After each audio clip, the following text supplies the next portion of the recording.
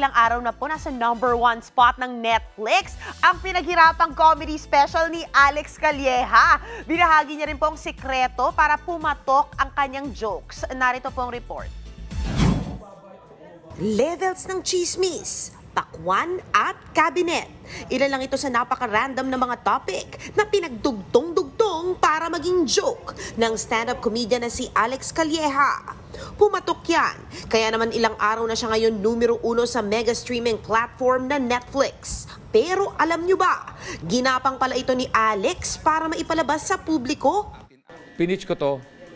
So very talaga na hindi namin priority, hindi namin ang may naka-focus kami sa ibang mga project. So I need to really prove myself. Sabi ko, hanggang sa kauli-uli yan, laging may disclaimer na hindi yan sigurado Pero bibigyan ka namin ng tips kung ano pwede mong gawin para magustuhan namin.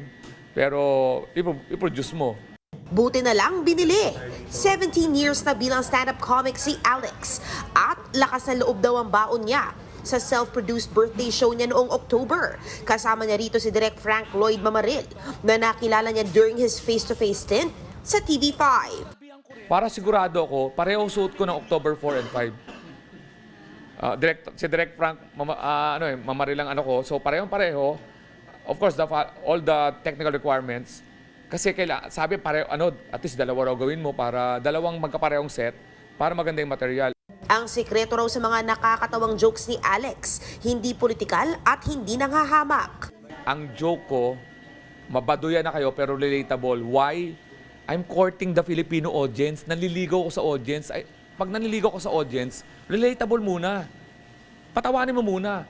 Kasi ang ibang gusto ko agad. I want to do a statement sa joke ko to be socially relevant. May step by step yan. Ang Filipino audience wants to...